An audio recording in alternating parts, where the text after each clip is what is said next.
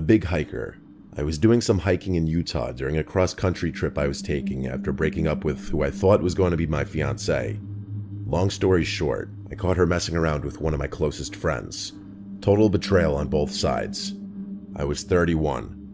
Utah was actually one of the states I was most excited about passing through. There are some great forests out there that I think every hiker would dream of exploring. I had picked Wasatch Cache National Forest as my Utah destination because I had heard a lot of great things about it.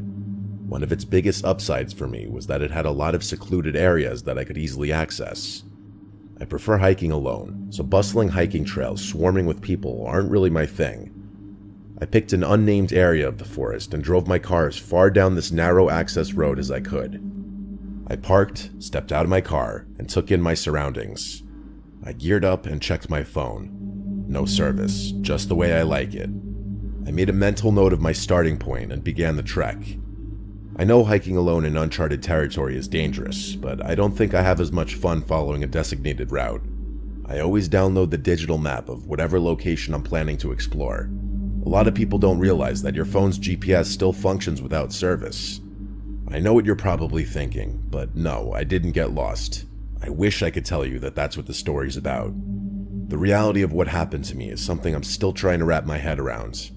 My destination was a lookout point at the summit of the mountain, which was maybe 3 or 4 miles away. The terrain was pretty difficult, so I was only clearing about 1.5 miles an hour. About an hour into my hike, it began raining. Although it was light, I refused to continue. Hiking in the rain is a massive pet peeve of mine. Annoyed, I turned around and began retracing my steps. Eventually, I spotted my car in the distance, and I was relieved that this failed outing would soon be over. I reached my vehicle and was met with a horrifying sight. All 4 tires were slashed. I felt the fear start to set in. There wasn't a chance in the world that all 4 tires had been coincidentally punctured.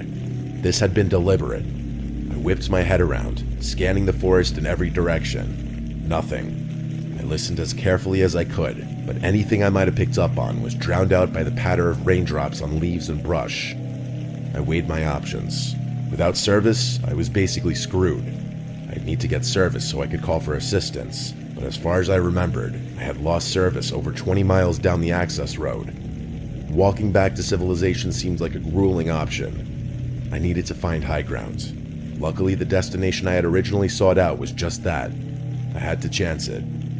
I didn't feel safe walking 20 miles down the road where I'd basically be out in the open. Without another thought, I turned back towards the woods and began my route once again. I was about halfway to the summit when I picked up on a faint rustling coming from behind me, maybe 40 or so yards away.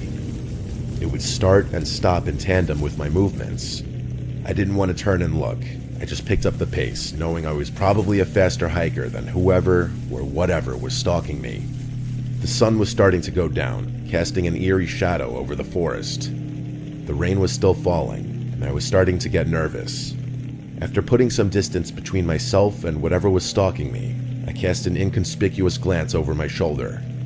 I didn't see anything, but someone could have been easily hiding behind any of the countless trees in the forest. Finally, I reached the peak. By some miracle, there actually was service up there. I didn't waste a second, not even pausing to admire the view. I told the police exactly where my car was and explained what happened, including my suspicion that I was being stalked. I also told the operator that I had AAA. I hung up, relieved that someone knew where I was. There was still a glaring problem, though. I'd have to navigate back through the forest before it was fully dark while somehow avoiding whoever was stalking me. I couldn't just march in a straight line back through the forest. That was asking for trouble. I thought for a second, before concluding that I'd have to try to walk in a semicircle back to my car, hopefully avoiding any kind of trap someone had set. I walked parallel to the cliff for a while before entering the woods from a different angle. I hadn't bothered to analyze this area of the forest though, so I pulled up the map on my phone and prayed my navigation skills wouldn't let me down. Things were going well for a while. I hadn't heard a single unusual sound behind me or in front of me. I might have spoken too soon though, because not 30 seconds after having that thought, I heard a twig snap from my left. I turned to look but didn't see anything, and a few minutes later, I heard another sound, this time from directly behind me. My blood ran cold as it dawned on me. There were multiple people out there. I picked up the pace again, settling into a light jog. As if things weren't terrifying enough already, I stumbled upon something that brought my panic levels from a 5 to a 10. There was a makeshift campsite literally tucked away in the woods. There were 12 or so logs sitting in a circle around a campfire. Someone had been here recently. I jogged around it and continued on, casting glances behind me every so often. A few minutes later, I heard something from my right. This time, I turned quickly enough just to barely see someone's foot jump behind a tree. That was it for me. My light jog instantly turned into a full-on sprint through the woods. I didn't care how loud I was being. I needed to get out of that forest. As I ran, the sounds around me continued getting louder. It was clear that I was being chased. They weren't even trying to hide it anymore. I continued running, afraid to look behind me. At one point, I couldn't resist the urge anymore and shot a glance over my shoulder. I counted at least 6 people, all of whom were wearing white and charging toward me. I kept running, knowing my car wasn't far. The next few minutes were the most terrifying moments I've ever experienced in my life. Imagine being overwhelmed with exhaustion while the threat of death looms over you. I couldn't slow down. My life literally depended on it. Finally, I saw my car in the distance, and right behind it was a police officer. I reached his car and keeled over, almost throwing up before he even had a chance to speak. I turned around, and those people that had been chasing me were nowhere in sight. The cop told me that he had gone ahead and called AAA, which I was beyond thankful for. I gave him a full police report, and what he told me was chilling. Apparently, Utah houses the largest population of Mormons in the country, and it isn't uncommon to encounter woods folk in unmarked forests. The specific forest I was exploring actually had a very rich history, especially as it pertains to woods cults and religious groups. The cop told me that I had probably stumbled upon one such group, and that I was stupid to explore a random part of the woods. In all honesty, what that cop told me all those years ago was probably true. I still can't wrap my head around this, though. If they were mad that I was infringing on their land, why not just tell me that? I don't see why they'd feel the need to stalk and chase me through the woods, especially after slashing my tires. This experience is still something I think about all the time.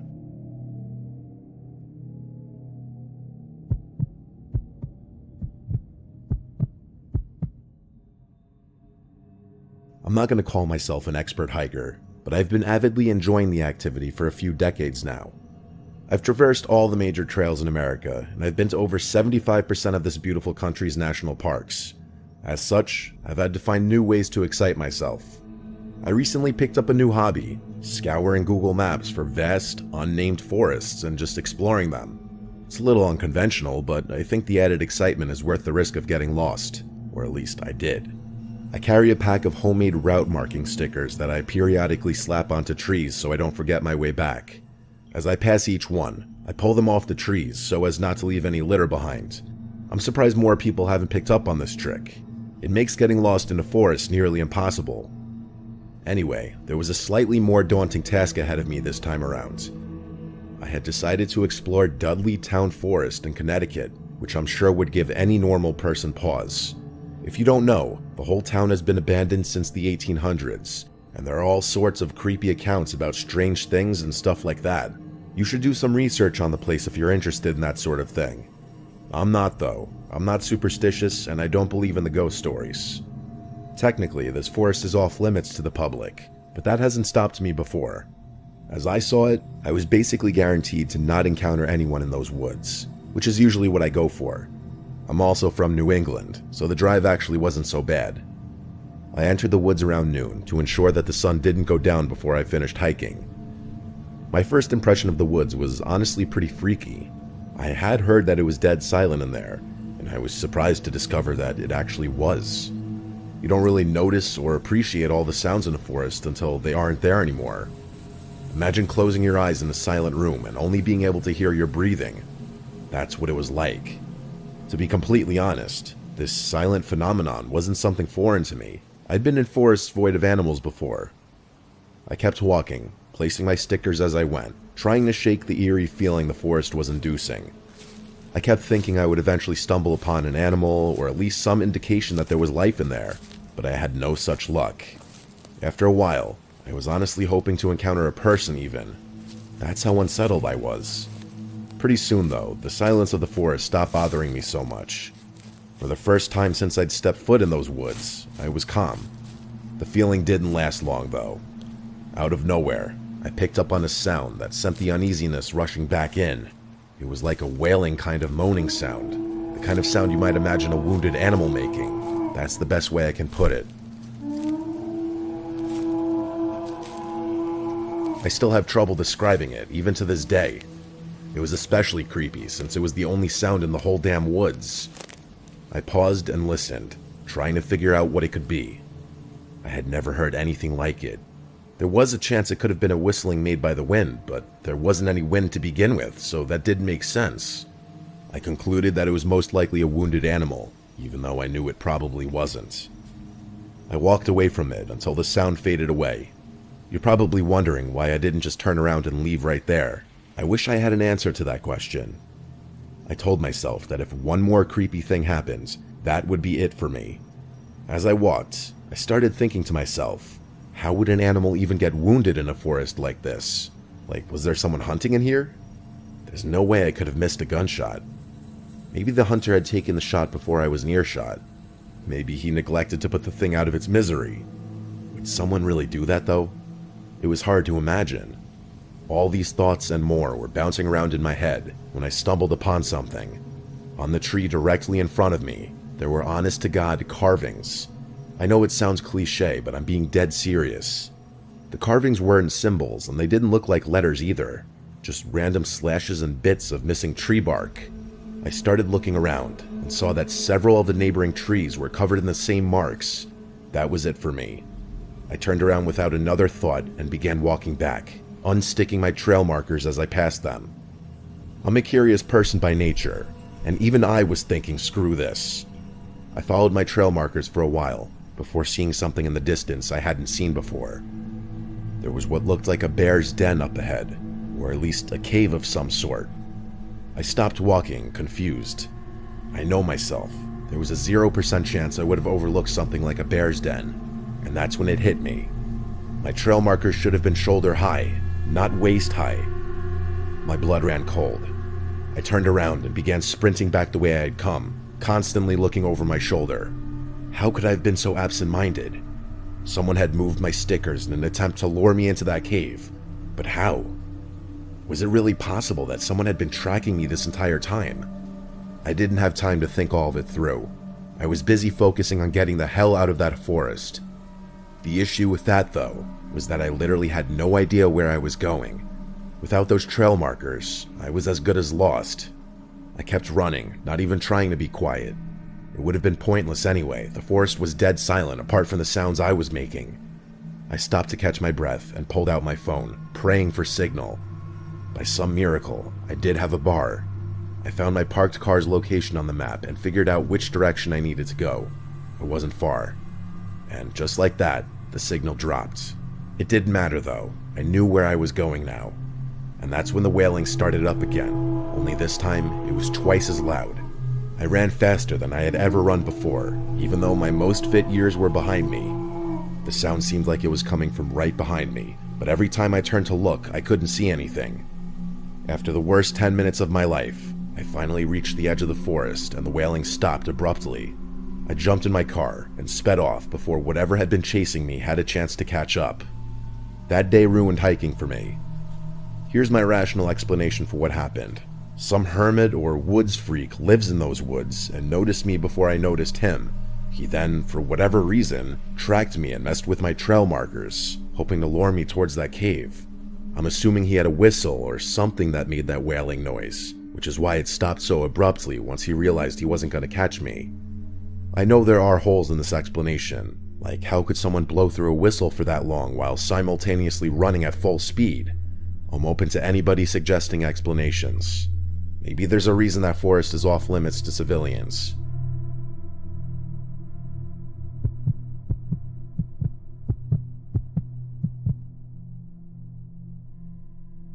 When I was younger, my childhood home was the most fitting for squad hangouts. There were a few reasons for this. My dad had a massive man cave in the basement with an almost unlimited supply of beer, Plus, my parents usually let us drink down there and left us alone for the most part. I lived on a pretty large plot of land, and my house bordered a decently sized woods. If you were to walk through the woods from my house, you would find yourself on a dirt road. On the other side of the road was the reservoir, a spot that has had my heart since I was a kid. I've cut countless holes in the reservoir fence, so many in fact that the Water Commission stopped repairing them. After all, it is illegal for any civilians to trespass on reservoir property. As a kid though, it was my sanctuary. I'd go there to smoke, to get away from my parents, to swim, to think. It truly was a beautiful place, and probably the only thing I miss about that era of my life. My friends and I were shooting a few rounds of pool in my basement with some obnoxious EDM music in the background, when my friend Chester had the brilliant idea of taking a hike through the woods to the reservoir. The boredom was beginning to kick in, so we all agreed. Plus, the sun hadn't gone down yet, so it wouldn't be a nightmare trying to navigate. There were 5 of us. Me, Chester, Rick, Jasper, and Hassan. I can't remember too many specifics, but I'm pretty sure Rick and Hassan snagged some beers for the journey. They were the drinkers of our friend group. I had already had a few drinks, so I didn't want to overdo it. The reservoir was huge, so even after crossing the fence, we still had some walking to do. It was honestly still a little muddy in the woods from the earlier rain, but we were already committed to this plan.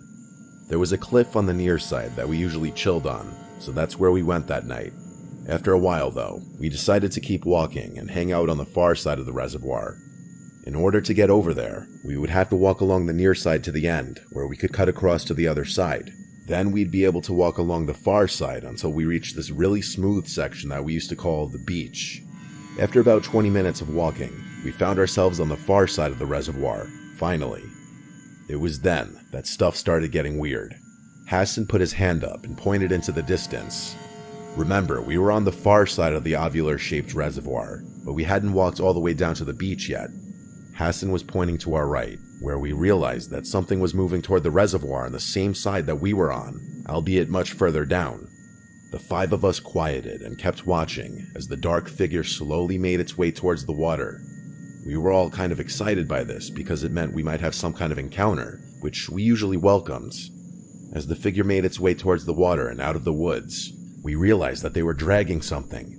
The further they got, the more we could see. Eventually, we realized what was being dragged. A large black garbage bag that clearly had something relatively heavy inside of it on account of how slowly the person was moving. Now, I don't want to make any assumptions, but there have been a couple bodies found in that reservoir over the years. So in that moment, we quickly assumed the worst. We weren't smiling or even talking anymore, just staring quietly at the figure dragging what we guessed to be a body towards the water's edge.